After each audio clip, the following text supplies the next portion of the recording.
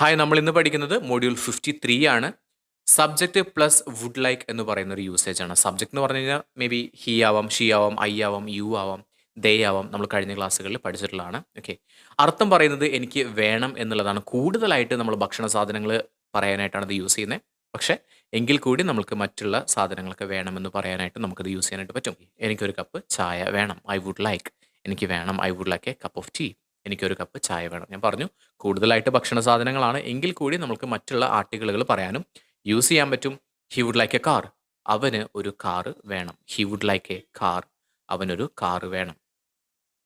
Xi would like a bicycle. അവൾക്കൊരു bicycle വേണം. She would like a bicycle. അവൾക്കൊരു bicycle വേണം. I would like a computer. എനിക്കൊരു computer വേണം. I would like a computer. എനിക്കൊരു computer വേണം. He would like a burger.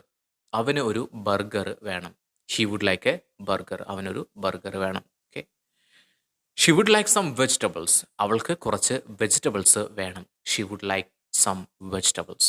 I would like a mobile phone. എനിക്കൊരു mobile phone വേണം. I would like a mobile phone.